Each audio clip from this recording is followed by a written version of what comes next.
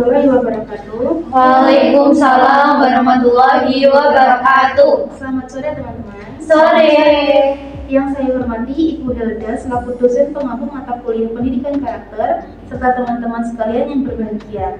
Sebelumnya perkenalkan, saya Sandari Gita Cahyani dengan NIM 046 sebagai moderator yang akan memandu jalannya presentasi atau diskusi kelompok mata kuliah pendidikan karakter. Oke, sebelumnya silakan kepada Mbak Natasha untuk memperkenalkan diri dan memulai presentasi. Baik, perkenalkan nama saya Natasha Eka Putri dengan NIM 24117444065. Di sini saya akan mempresentasikan tentang materi kita di pertemuan kedua, yaitu implementasi karakter yang berkeadilan. Nah, sebelumnya sudah ada yang tahu apa itu implementasi karakter yang berkeadilan? Belum. Sebelum masuk ke implementasi karakter yang berkeadilan, sebaiknya kita mengetahui dulu nih, apa sih implementasi itu? Implementasi adalah proses penerapan rencana, kebijakan, atau tindakan yang dirancang untuk mencapai tujuan tertentu.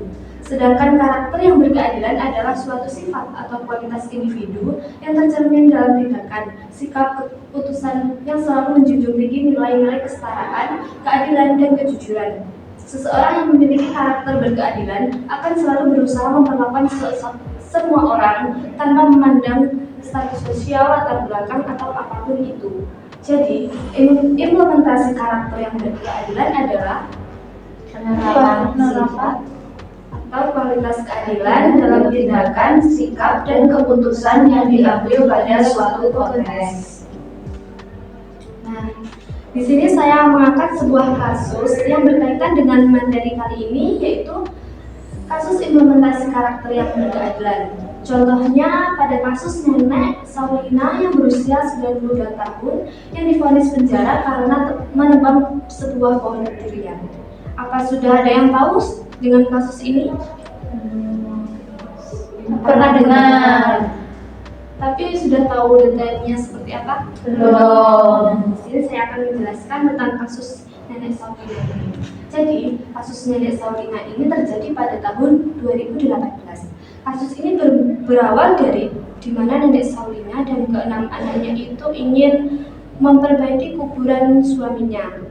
Nah, pada saat itu nenek Saulina dan keenam anaknya ini menebang sebuah pohon durian yang berada di kuburan suaminya itu. Tapi sebelum itu mereka sudah izin kepada pemilik ahli waris lahan tersebut dan kemudian diberi izin. Tetapi setelah perbaikan itu, nenek Saulina dan keenam anaknya itu dituntut oleh tetangga yang tidak terima karena dianggap merusak tanaman. Kemudian pada Januari 2018, nenek Saulina dibawa ke pengadilan dengan tuntutan perusakan tanaman. Kemudian nenek Saulina dijatuhi hukuman 1 bulan 14 hari penjara dan keenam anaknya itu divonis hukuman 4 bulan dan 10 hari penjara. Jadi dari kasus ini tentunya menjadi sorotan media dan menuai banyak kritik terkait keadilan sosial dan perlakuan hukum yang ada di Indonesia terhadap orang-orang lanjut usia. Nah, latar belakang masalah tersebut adalah mengungkapkan bagaimana sistem hukum seringkali tidak mempertimbangkan konteks sosial dan ekonomi. Penanganan yang keras terhadap pelanggaran yang kecil membuat keadilan sering dipertanyakan. Maka dari itu, karakter yang berkeadilan sangat diperlukan untuk penegakan hukum yang ada di Indonesia. Nah, ini ada beberapa pertanyaan teman-teman, boleh dijawab jika ada yang bisa.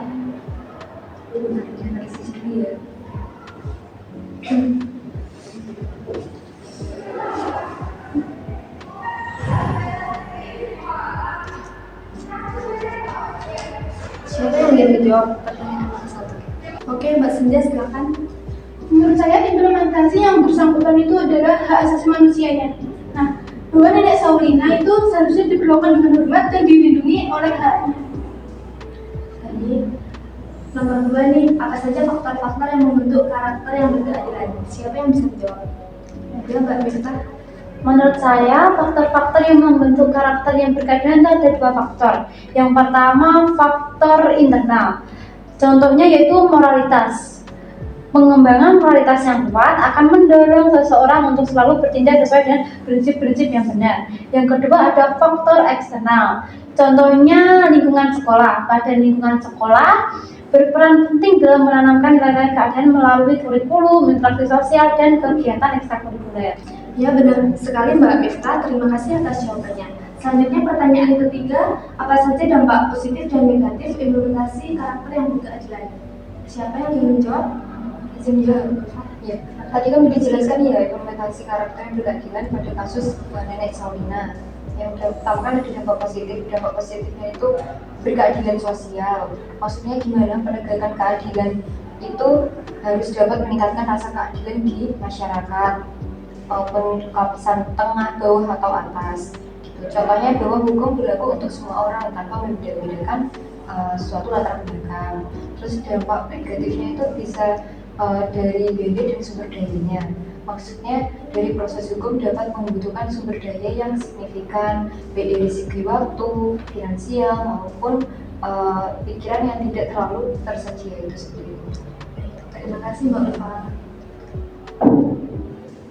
Nah, benar sekali yang sudah dijawab teman-teman tadi. Beberapa implementasi karakter yang berkeadilan terkait kasus Nenek Saulina yaitu ada yang pertama hak asasi manusia, 2 pendekatan partisipatif, 3 partisipasi lembaga sosial, 4 keadilan restoratif, 5 edukasi dan kesadaran publik. Nah, faktor-faktor yang membentuk karakter yang berkeadilan seperti yang dijelaskan Mbak Miftah tadi, ada faktor internal dan faktor eksternal. Faktor internal yaitu nilai yang diyakini, moralitas, kecerdasan emosional, dan refleksi diri. Sedangkan faktor eksternal yaitu ada lingkungan keluarga, lingkungan sekolah, lingkungan sosial, dan yang terakhir yaitu pemimpin. Nah, dampak positif dari implementasi karakter yang berkeadilan terkait dengan kasus Nenek Saulina tadi, yang pertama ada keadilan sosial.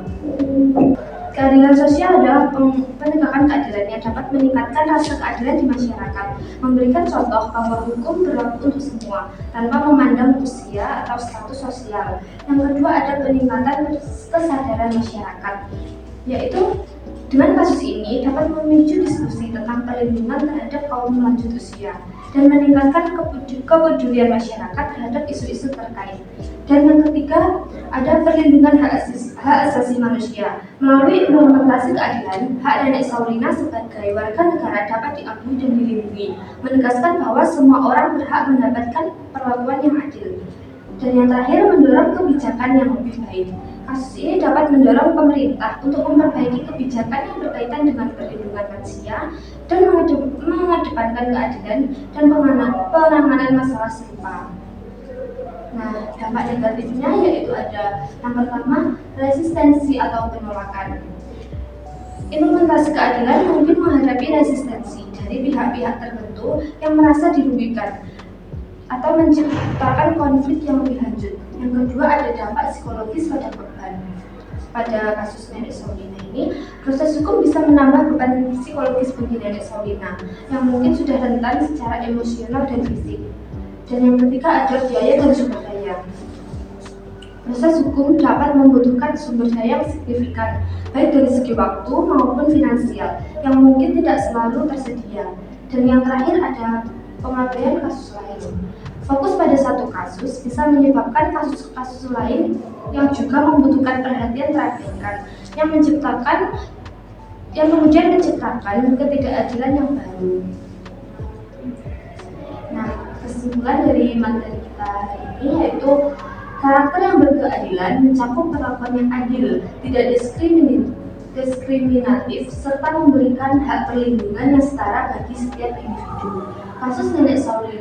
Kasus Nenek Saulina tadi sebagai contohnya. Maka dari itu penting untuk memastikan bahwa hak-hak tetap dihormati dan diperhatikan, serta mendapatkan perhatian yang layak sesuai prinsip keadilan sosial. Keberlanjutan yang berkeadilan ini membantu menciptakan lingkungan yang inklusif, menghargai martabat dan kesejahteraan. Baik, sekian. Terima kasih presentasi dari saya. Apabila ada kekurangan dan Kesalah kata saya mohon maaf. Akhir kata wassalamualaikum warahmatullahi wabarakatuh. Waalaikumsalam warahmatullahi wabarakatuh.